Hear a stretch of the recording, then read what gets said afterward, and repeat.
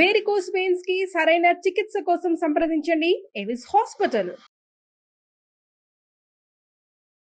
Welcome to Suman TV. నేను మీ Suman TV Nag. 2025లో కనుక మనం చూసుకుంటే కర్కాటక రాశి వారికి ఎస్పెషల్లీ విమెన్కి వేదిక ఆస్ట్రాలజీ ఏం చెప్తుంది, ఎలాంటి జాగ్రత్తలు వహించాలి అండ్ జనరల్గా ఏ మంత్ ఏ విధంగా ఉంటుందనేది ఈ వీడియో మొత్తం పూర్తిగా చూడండి, స్కిప్ చేయకుండా. మీ ఇంట్లో చాలామంది అంటే పిల్లలు కూడా ఉంటారు, సో వాళ్ళకు కూడా ఒకసారి ఎలాంటి జాగ్రత్తలు పాటించాలి అనేటువంటి దాని మీద కూడా అవగాహన వచ్చేలాగా మీకు క్లారిటీ వస్తుంది. జాతక చక్రం ప్రకారం ఫర్దర్గా ఏదైనా కావాలి అనుకుంటే, ఎవరైనా వేదిక ఆస్ట్రాలజీ త్రూ వెళ్ళాలి అనుకుంటే మాత్రం వెళ్ళొచ్చు. సో కమింగ్ టు సబ్జెక్ట్, ఈరోజు మనతో పాటు వేదిక ఆస్ట్రాలజర్ ఉమా గారు ఉన్నారు. అది వారి మాటలో అడిగి తెలుసుకుందాం. నమస్కారం సార్. నమస్తే అండి. కర్కాటక రాశి వారికి కనుక మనం చూసుకుంటే 2025లో ఎస్పెషల్లీ విమెన్కి ఎలా ఉంటుంది అండ్ వారి గుణగణాలు అసలు ఎలా ఉంటాయి జనరల్గా? కర్కాటక రాశి అంటే పునర్వసు నక్షత్రం 4వ పాదము, పుష్యమి, ఆశ్లేష నక్షత్రము, మొత్తం ఈ 3 కలిపి కర్కాటక రాశి. సో ఇందులో మనం ఫోకస్ చేసేది ఆడవాళ్ళ మీద. సో ఆడవాళ్ళు ఎలా ఉంటారు, వాళ్ళ క్యారెక్టరిస్టిక్స్ ఏంటి అంటే, ఇక్కడ కర్కాటకానికి అధిపతి వచ్చేసి చంద్రుడు. సో మనం చూస్తే చాలా సాఫ్ట్ నేచర్ అండి, అంటే చాలా సెన్సిటివ్ పర్సనాలిటీస్ ఉంటారు. కర్కాటక రాశి వాళ్ళు చాలా ఇంట్రోవర్ట్ మైండెడ్, అంటే బయటికి ఎక్స్ప్రెస్ చేయలేరు, అంటే చాలా సిగ్గు, చాలా సాఫ్ట్, అదేవిధంగా చాలా ఎమోషనల్గా ఉంటారు. సో దేన్ని కూడా అంత హ్యాండిల్ చేసేటువంటి పర్సనాలిటీ కాదు, కానీ విపరీతమైన కోపం కూడా ఉంటుంది. సో అది కూడా గుర్తుపెట్టుకోవాలి, ఎందుకంటే ఇక్కడ కుజుడు నీచపడతాడు ఈ కర్కాటకంలో, కాబట్టి విపరీతమైన కోపం ఉంటుంది. సో ఆ కోపం వచ్చినప్పుడు మాత్రం దాన్ని కట్టాలు తెంచుకున్న ఆవేశం ఉంటుంది చూసారా, ఆ రకంగా ఉంటుంది. వీళ్ళని హ్యాండిల్ చేయడం చాలా ఈజీ, కానీ ఒక్కసారి వీళ్ళని కదిపితే, ఏదైనా ఇబ్బంది పెడితే, ఇన్సల్ట్ చేస్తే మాత్రం విపరీతంగా టార్చర్ కనబడుతుంది.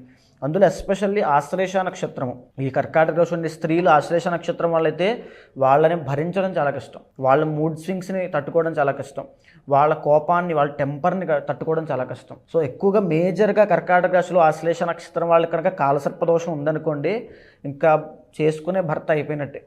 ఇంకా విపరీతమైన టార్చర్ ఉంటుంది. అంటే ఆమె స్వభావం అలా ఉంటుంది, ఏదైనా సరే చాలా స్ట్రైట్ ఫార్వర్డ్గా, ఇంకా లౌక్యం అనేది ఉండదు, కోపం, విపరీతంగా కోపం, నా మాటే వినాలి అనేటువంటి ఆ ఈగో ఉంటుంది ఎక్కువ. అదేవిధంగా వీళ్ళకి కర్కాటక రాశి వాళ్ళకు ఉన్నటువంటి అదృష్టం ఏంటంటే, 2nd లార్డ్ అదేవిధంగా 10th లార్డ్ కూడా కుజుడు, ఇక్కడ రవి అవుతారు. సో వీళ్ళు కనుక గవర్నమెంట్ జాబ్ మీద ఫోకస్ చేస్తే, కర్కాటక రాశి వాళ్ళు ఎవరైనా సరే గవర్నమెంట్ జాబ్ మీద ఫోకస్ చేస్తే ఆడవాళ్ళు ఖచ్చితంగా గవర్నమెంట్ జాబ్ వస్తుంది.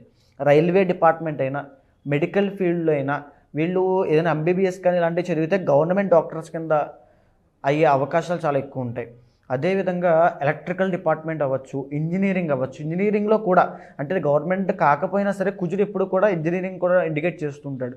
ఇంజనీరింగ్ అయినా, వీళ్ళు సొంతంగా పెట్టేటువంటి ఏ బిజినెస్ మ్యానుఫ్యాక్చరింగ్ యూనిట్స్ అయినా, రిలేటెడ్ టు ఏ కిచెన్కి సంబంధించిన సామాన్లైనా, సో వీళ్ళకి ఎక్సలెంట్ ఫ్యూచర్ ఉంటుంది.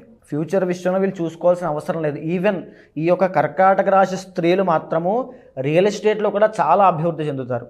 అన్ని తెలివితేటలు వీళ్ళకుంటాయి. గవర్నమెంట్ అఫీషియల్స్తో డీల్ చేస్తుంటారు, లేదా ఒక ఐఏఎస్ ఐపీఎస్ లాగా ఆథరైజ్డ్ పీపుల్లో ఉంటారు. ఒక గవర్నమెంట్ అఫీషియల్స్ కింద ఒక పొలిటికల్ కెరీర్ అవ్వచ్చు. ఈ ఆడవాళ్ళకి చాలా, ఎస్పెషల్లీ ఆడవాళ్ళకి పొలిటికల్ కెరీర్ చాలా బ్రహ్మాండంగా ఉంటుంది. సో వీళ్ళు చిన్నప్పటి నుంచి ఆ గైడెన్స్తో వెళ్ళాలి, ఎందుకంటే ద్వితీయ స్థానం సింహం అవుతుంది కాబట్టి చిన్నప్పటి నుంచి ఆ గైడెన్స్తో వెళ్తే, వీళ్ళని ఎవరైనా పట్టుకుని నడిపిస్తే కనుక విపరీతమైన రాజయోగం పడుతుంది, కెరీర్ ఎక్సలెంట్గా ఉంటుంది. అయితే ఇంకా కర్కాటక రాశి వాళ్ళు కనుక మీకు 4th హౌస్ శుక్రుడు అవుతాడు కాబట్టి పెళ్ళైన తర్వాత ఎక్సలెంట్ ఇది ఉంటుంది, అంటే యోగం పడుతుంది పెళ్ళైన తర్వాత. కానీ మ్యారీడ్ లైఫ్లో మాత్రం చాలా సమస్యలు వస్తాయి. మీరు కనుక తీసుకుంటే డైవర్స్ కేసులు ఎక్కువ ఏ రాశికి ఉంటాయంటే కర్కాటక రాశికి ఉంటాయి. ఎందుకు అంటే ఒరిజినల్ 7th హౌస్ వచ్చి మకరం అవుతుంది, శని. సో శని ఎప్పుడు కూడా సక్సెస్ఫుల్ మ్యారీడ్ లైఫ్ ఇవ్వడు. సో కర్కాటక రాశి వాళ్ళకి మ్యారీడ్ లైఫ్ అనేది ఒక శాపం లాంటిది. అందులో ఆశ్లేష నక్షత్రానికి ఇంకా టార్చర్, వీళ్ళకి కూడా టార్చరే. అదేవిధంగా వీళ్ళకి ఎక్సలెంట్ ఫ్యామిలీ అట్మాస్ఫియర్ అంటే చాలా ఇష్టం, కానీ వీళ్ళకి అదే దొరకదు చెప్పాలంటే, ఎందుకంటే తుల శుక్రుడు అవుతాడు కాబట్టి. కానీ ఒక లగ్జరియస్ లైఫ్ అనుభవించడానికి ఇష్టపడతారు. ఏదైనా నేను గొప్పగా బ్రతకాలి, అది చేయాలి, ఇది చేయాలి, ఆశలు మాత్రం చాలా ఎక్కువ ఉంటాయి, విపరీతమైన ఆశలు. వీళ్ళ ఎక్స్పెక్టేషన్స్ రీచ్ అవ్వడం చాలా కష్టం. ఈ 4వ స్థానం శుక్రుడు అవుతాడు కాబట్టి ఒక లగ్జరియస్ లైఫ్లో జీవించడం కానీ, అంటే ఎప్పుడైతే 35-40 వస్తాయో, మిడ్ ఏజ్ వస్తుందో, అక్కడి నుంచి వీళ్ళకి లగ్జరీ లైఫ్ స్టార్ట్ అవుతుంది.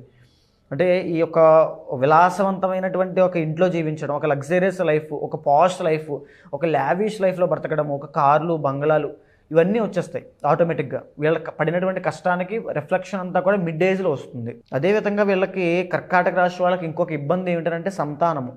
సంతానంలో ఇబ్బంది అయ్యేటువంటి అవకాశాలు చాలా ఉంటాయి. సో మేజర్గా మనం చూస్తే పీసీఓడి, పీసీఓఎస్ అంటాం కదా, సో అది బ్లడ్కి రిలేటెడ్ వస్తుందండి. సో ఆ బ్లడ్కి సంబంధించి ఈ యొక్క సంతాన ప్రాబ్లమ్స్ అని కూడా కర్కాటక రాశి స్త్రీలు ఎస్పెషల్గా చాలా జాగ్రత్తగా ఉండాలి. వాళ్ళు తీసుకునేటువంటి డైట్ చాలా ప్రాపర్గా ఉండాలి. ఎక్సర్సైజ్ అయినా సరే, డైట్ అయినా సరే చాలా ప్రాపర్గా ఉండాలి. సో ఎప్పుడైతే వాళ్ళు వీటి మీద ఫోకస్ చేసి ఆరోగ్యం చూసుకుంటారో సంతానపరంగా పుట్టినటువంటి సంతానం కూడా వీళ్ళకంటే చాలా గొప్పగా ఉంటారు. కానీ సంతానం పుట్టేటువంటి సమయంలో మాత్రం చాలా ఇబ్బంది అవుతుంది, చాలా ఇబ్బంది పడతారు. అంటే నిలబడుతుందా లేదా, మిస్క్యారీ అయ్యే అవకాశాలు, చాలా వరకు ప్రెగ్నెన్సీ రాకపోవడము, ఇలాంటి ఇబ్బందులు కనబడతాయి. సో అదేవిధంగా ఈ కర్కాటక రాశి స్త్రీలు కనుక ఎస్పెషల్లీ లావుగా ఉన్నవాళ్ళు, సో ఇలా ఎందుకు చెప్తున్నానంటే ఒబేసిటీ అంటాం కదా, సో ఒబేసిటీ ఉన్నటువంటి స్త్రీలు అయితే కొలెస్ట్రాల్ విషయంలో అవ్వచ్చు, హార్ట్ ప్రాబ్లం విషయంలో చాలా జాగ్రత్తగా ఉండాలి. సో ఎందుకంటే ఒరిజినల్ 6th హౌస్ వచ్చేసి వీళ్ళకి ధనస్సు అవుతుంది గురుడు. సో చాలా ఎఫెక్ట్ చూపిస్తాడు హార్ట్ మీద. సో ఎవరైతే మిడ్ ఏజ్ దాటి సో ఉంటారో కర్కాటక రాశి స్త్రీలు, వాళ్ళు హార్ట్ ప్రాబ్లం ఆ విషయంలో చాలా జాగ్రత్త తీసుకోండి. తినే విషయంలో మాత్రం చాలా జాగ్రత్తగా ఉండాలి. ఎందుకంటే గురుడు ఎప్పుడైనా సడన్ ఫోకస్ ఇస్తాడు, సడన్గా ఏదోటి క్రియేట్ చేస్తాడు, కాబట్టి చాలా జాగ్రత్తగా ఉండాలి. సో ఇందాక నేను చెప్పాను కర్కాటక రాశి వాళ్ళకి 7th హౌస్ వచ్చేసి మకరం అవుతుంది. సో దీనివల్ల మేజర్గా మ్యారీడ్ లైఫ్లో చాలా ఇబ్బందులు వస్తాయండి. సో అందరికీ నేను చెప్పను, ఇండివిజువల్ జాతకంలో కనుక గొప్ప యోగం ఉంటే అది ఓవర్కమ్ అవ్వచ్చు. కానీ నేను చెప్పేది యాక్చువల్ బ్లూ ప్రింట్, దీని మీద పెరగచ్చు, దీని మీద తగ్గచ్చు. సో కర్కాటక రాశి వాళ్ళకి మ్యారీడ్ లైఫ్లో ఖచ్చితంగా ఇబ్బందులు వస్తాయి. ఓకే, ఖచ్చితంగా. సో వీళ్ళకి ఏంటంటే కర్కాటక రాశి వాళ్ళు ఇన్ జనరల్గా యూజువల్గా వీళ్ళకి పూర్ణాయుష్ అనేది ఉంటుంది. అంటే చాలా ఎక్కువ కాలం బ్రతుకుతారు, 84, 85. సో ఎక్కువ ఉంటారు వీళ్ళు. ఆయుష్ మాత్రం చాలా ఎక్కువ ఉంటుంది, ఎందుకంటే ఒరిజినల్ 8th లార్డ్ శని అవుతాడు కాబట్టి ఎక్కువ ఆయుష్ ఉంటుంది. కానీ విపరీతమైన మానసిక ఒత్తిడి. సో ఇందాక నేను చెప్పాను కదా, అసలు ఎమోషనల్ ఎక్కువ ఉంటారు, సెన్సిటివ్ ఎక్కువ ఉంటారు. వీళ్ళు బాధపడడం, ఎదుటి బాధ పెట్టడం. సో అలా ఉంటుంది నేచర్ వీళ్ళు. చాలా సాఫ్ట్ స్పోకెన్, కానీ లోపల మాత్రం చాలా కోపము, బాధ ఇవన్నీ లోపల అలా ఓడ్చుకొని ఒగ్గబెట్టుకుని ఉంటారు చాలా ఓర్పుతో. అదేవిధంగా ఎప్పుడైతే ఇంకా చెప్పాలంటే డబ్బు విషయంలో చెప్పాలంటే వీళ్ళు సంపాదించిన దానికన్నా వచ్చిందే ఎక్కువ ఉంటుంది. అంటే వంశపారంపర్యంగా వచ్చిన ఆస్తి ఎక్కువ ఉంటుంది ఆడవాళ్ళకి. సో లేకపోతే పెళ్ళైన తర్వాత ఎక్కువ కలిసి రావడము, సో లైఫ్లో చాలా గ్రోత్ అనేది పెళ్లి తర్వాత రావడం అనేటువంటి చాలా ఎక్కువ జరుగుతుంటాయి. ఈ కర్కాటక రాశి వాళ్ళు ఎవరైనా సరే పెళ్లి చేసుకునే ముందు మాత్రము జాతకం ఖచ్చితంగా చూపించుకోవాలి, లేకపోతే మ్యారీడ్ లైఫ్లో చాలా ఇబ్బంది పడతారు. ఓకే. సో ఎప్పుడైతే వీళ్ళు కనుక మాకు బిజినెస్ కావాలి అనుకున్నారనుకోండి, మాకు జాబ్ కెరీర్ వద్దు, నాకు బిజినెస్ కావాలి అనుకుంటే మాత్రము పార్ట్నర్షిప్ లేని బిజినెస్ పెట్టుకోవాలి. పార్ట్నర్షిప్ కనుక బిజినెస్లో పెట్టుకున్నారంటే కర్కాటక రాశి వాళ్ళు ఫెయిల్ అయిపోతుంది, ఖచ్చితంగా నష్టపోతారు. సో ఎప్పుడైతే కర్కాటక రాశి వాళ్ళు ఇండివిజువల్గా నుంచుని వాళ్ళు లీడ్ చేసుకుంటే వాళ్ళ బిజినెస్ని ఎక్సలెంట్గా ఉంటుంది. సో అందులో కూడా ఎలాంటి బిజినెస్ చేస్తే బాగుంటుంది అంటే ఎక్కువగా కర్కాటక రాశి వీళ్ళకి ఓర్పు, సహనం అనేది ఎక్కువ ఉంటుంది, ఎమోషనల్. కాబట్టి వీళ్ళు ఆడవాళ్ళకి సంబంధించినటువంటి కాస్మెటిక్స్, బ్యూటీ ప్రొడక్ట్స్, ఎందుకంటే శుక్రుడు చాలా బాగుంటాడు, ఇంటీరియర్ డిజైనింగ్స్ అవ్వచ్చు. వీళ్ళు మంచి ఆర్టిస్టులు ఉంటారు వీళ్ళలో, కర్కాటక రాశి వాళ్ళ మంచి అడ్మినిస్ట్రేటర్స్ ఉంటారు వీళ్ళలో. సో అలాంటి వాటి మీద ఫోకస్ చేస్తే కనుక చాలా బ్రహ్మాండంగా ఉంటుంది. సో అదేవిధంగా మ్యానుఫ్యాక్చరింగ్ యూనిట్స్ కొత్తగా క్రియేటివ్గా ఆలోచించడం, ఎందుకంటే కుజుడు అవుతాడు కాబట్టి క్రియేటివ్గా డిఫరెంట్ స్టైల్లో ఆలోచించడం, కొత్త పదార్థాలు కనిపెట్టడము, ఇంట్లో ఉండేవే, ఇంట్లో క్రియేటివ్ మైండ్ సెట్, డిజైన్స్, కొత్త డిజైన్స్, ఈ రకంగా కొత్త ఆలోచనలు చాలా యూనిక్గా ఉంటారు. ఓకే. సో వాళ్ళ టాలెంట్ మాత్రం బయటికి రాదు, ఎందుకంటే వాళ్ళు ఇంట్రోవర్ట్ మైండెడ్, అంటే అందరితోనూ కలిసిపోయి ఒకేసారి చెప్పేయడం, సో ఇలా ఉండదు ఎప్పుడో. కానీ వాళ్ళకి అందుకే ప్రాపర్ గైడెన్స్తో కనుక వీళ్ళు ఉంటే చిన్నప్పటి నుంచి ఎక్సలెంట్ కెరీర్ ఉంటుంది. ఎలా సార్? అంటే వీళ్ళకి జనరల్గా అడుగుతున్నాను, 2025లో ఏ మంత్లో ఏ విధంగా ఉండే అవకాశం ఉంటుందండి? ఇక్కడ కర్కాటక రాశి వాళ్ళకి మనం చూస్తే జరిగిన 2 సంవత్సరాల నుంచి నాగరాజు గారు అష్టమ శని అనేటువంటిది నడుస్తుంది. అష్టమ శని అంటే కర్కాటక రాశి నుంచి శని కుంభంలో ఉన్నాడు కాబట్టి ప్రజెంట్ 8th హౌస్లో ఉన్నట్టు. సో దీనివల్ల వీళ్ళకి ఏంటంటే ఫైనాన్షియల్గా, ఆరోగ్యపరంగా, అదేవిధంగా మానసికంగా కూడా చాలా ఒత్తిడి అనేది ఎక్కువ ఉంది ఇప్పటిదాకా.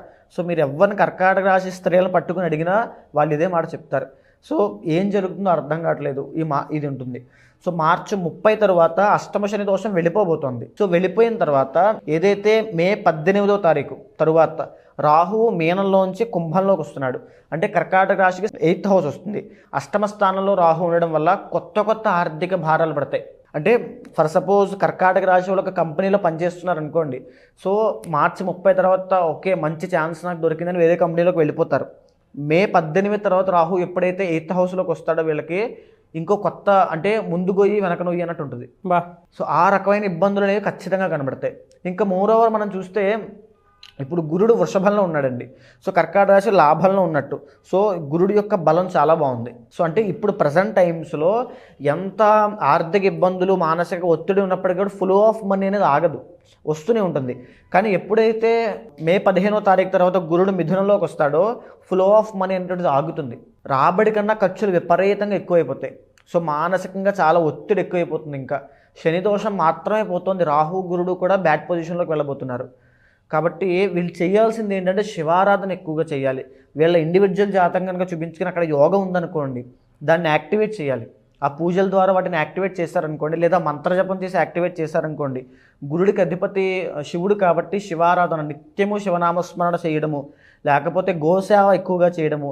ఈ యొక్క కర్కాటక రాశి స్త్రీలు ఎస్పెషల్గా గురువారము శనగలు దానంగా ఇవ్వడము, లేకపోతే దత్తాత్రేయ స్వామి వారిని ఆరాధన ఎక్కువగా చేయడం లాంటివి చేస్తే. సో ఇక్కడ రాహు ఎగ్గైన్ మళ్ళీ అష్టమ స్థానంలో ఇబ్బంది పెడుతున్నాడు కాబట్టి దుర్గాదేవి యొక్క ఆరాధన ఎక్కువగా చేయడము, లేదా చండీ హోమం జరిపించడము, లేకపోతే వారాహి హోమం చేయడము, ఇలాంటివి చేస్తే వీళ్ళకి మానసిక ఒత్తిడి తగ్గుతుంది. అనవసరం తర్వాత అంటే మే తర్వాత ఎలా ఉంటుందండి? మే తర్వాత నుంచి మళ్ళీ గురుడు ఎప్పుడైతే కర్కాటకంలోకి వస్తాడో అక్టోబర్ నుంచి మళ్ళీ ఎక్సలెంట్గా ఉంటుంది. మళ్ళీ వీళ్ళ ఫైనాన్షియల్ స్టేటస్ అంతా కూడా మళ్ళీ అక్టోబర్ దాకా స్తంభించిపోతారు. అంటే డబ్బులు ఆగిపోతాయి, ఖర్చులు ఎక్కువైపోతాయి, ఏం చేయాలో అర్థం కాదు, వెనకాల సపోర్ట్ దొరకరు, ఎందుకంటే అష్టమ స్థానంలో రాహు. మరి రెమెడీ ఏంటి సార్? అంటే రెమెడీ ఏంటి సార్? సో రెమెడీ ఏమిటంటే చండీ హోమము, మహాలింగార్చన ఇవి ఉంటాయి. సో శివుడికి సంబంధించిన మహాలింగార్చన చేశారనుకోండి, విపరీతమైన గురుబలం పెరుగుతుంది. కనకపుష్యరాగం పెట్టుకోవడము, అదేవిధంగా వారాహి హోమం చేయడము. రాహు కేవలము దుర్గాదేవికి మాత్రమే లొంగుతాడు. దోషాలు ఏముంటాయి సార్ జనరల్గా? దోషాలు అంటే ఇక్కడ కర్కాటక రాశి వాళ్ళకి ఆశ్లేష నక్షత్రం చూసుకుని జనరల్గా సర్ప నక్షత్రం వాళ్ళకి చాలా కోపం ఎక్కువ ఉంటుంది. సో వాళ్ళకి అంటే ఇండివిజువల్ జాతకంలో ఏ కుజదోషమో కాలసర్పదోషమో, లగ్నం బాగోకపోవడము, సప్తమ స్థానం వీక్గా ఉండడము, దశమ స్థానం పాడవ్వడము, ఇలాంటివి జరిగాయి అనుకోండి. కెరీర్లో, మ్యారీడ్ లైఫ్లో, ఆరోగ్యపరంగా, మెంటల్ హెల్త్, ప్రతిదీ ఎఫెక్ట్ అవుతుంది. ప్రతిదీ ఇంటర్లింక్డ్ నాగరాజు గారు. సో మనం ఇక్కడ గోచారము ఈ యొక్క ఇండివిజువల్ జాతకాన్ని కూడా లింక్ చేస్తే అప్పుడు ఒరిజినల్ ప్రెడిక్షన్ ఏంటో బయటకు వస్తుంది. కాబట్టి ఇండివిజువల్ జాతకంలో ఏముంది దోషం, ఏ వారం వీళ్ళకి ఎక్కువ కలిసి వచ్చే అవకాశం ఉంటుంది? వీళ్ళకి ఎక్కువగా సోమవారం అండి. సోమవారం శుభకార్యమైనా సోమవారంలో చేసుకోవచ్చు. శుభకార్యాలు కాదు, వీళ్ళకి సోమవారం అనేటువంటిది ఒక ఇంటర్లింక్డ్ ఉంటుంది. వీళ్ళ జీవితానికి సోమవారానికి ఒక లింక్ ఉంటుంది వీళ్ళు గమనిస్తే కనుక. సో వీళ్ళు కనుక ఏ శుభకార్యమైనా బుధవారం చేసుకోవాలి. బుధవారం నాడు కనుక పెట్టుకుంటే బ్రహ్మాండంగా ఉంటుంది. ఎనీవేస్ థ్యాంక్ యూ అండి, thank you so much Uma గారు. అయితే చాలామంది మీ దగ్గర జాతక చక్రం ప్రకారం వాళ్ళకు ఉండేటువంటి ప్రాబ్లమ్స్ ఏవైతే ఉన్నాయో, ఎస్పెషల్లీ 2025లో ఏదైనా సరే వీడియో చూసిన తర్వాత అయినా సరే జాతక చక్రం ప్రకారం ముందుగానే గ్రహించి ఏం దోషం ఉందో కనుక్కొని ముందుకు వెళ్ళాలి అనుకున్నటువంటి వాళ్ళు ఉంటారు. రెమెడీస్ కోసం, పూజల కోసం అయినా సరే, హోమాల కోసం అయినా సరే మిమ్మల్ని అప్రోచ్ అవుదాం అనుకుంటారు.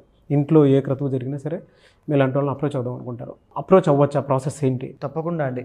ఎందుకనంటే ఈ జరిగినటువంటి రోజుల్లో కూడా ఎంతోమందికి రీసెంట్గా కూడా మనం పూజలు చేసి ఎన్నో మార్పులు తీసుకురావడం జరిగింది సుమన్ టీవీ ద్వారా ఆధ్వర్యంలో. కాబట్టి ఎవరైనా సరే కన్సల్ట్ అవ్వచ్చండి. తప్పకుండా కన్సల్ట్ అయితే ఇండివిజువల్ జాతకం చూసిన తర్వాతనే ఏం చెయ్యాలి ఏంటంటే నిర్ణయించి చెప్తాను.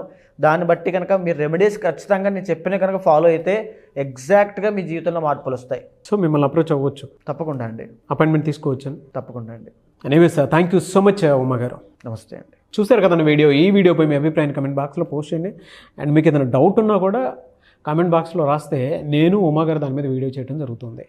ఆ విధంగా సరే మీరు అప్రోచ్ అవ్వచ్చు. ఒకవేళ మీరు స్వతహాగా అంటే ఇప్పుడు స్టార్ట్ అయింది కాబట్టి జనవరి నుంచి ఎవరైనా సరే జాతక చక్రం ప్రకారం కనుక మీరు చూసుకొని మీకు ఏదైనా దోషాలు ఉంటే వీడియో మొత్తం చూసిన తర్వాత ముందుకు వెళ్ళాలి అనుకుంటే, అపాయింట్మెంట్ బుక్ చేసుకోవాలనుకుంటే స్క్రీన్ మీద కనిపిస్తున్నటువంటి కాంటాక్ట్ నెంబర్కి కాల్ ఆర్ మెసేజ్ వాట్సాప్ చేసి మీరు అపాయింట్మెంట్ బుక్ చేసుకోవచ్చు ఉమా గారిది. అండ్ ఇలాంటి మరిన్ని వీడియోస్ కోసం మా ఛానల్ ఫాలో అవ్వండి. Thank you.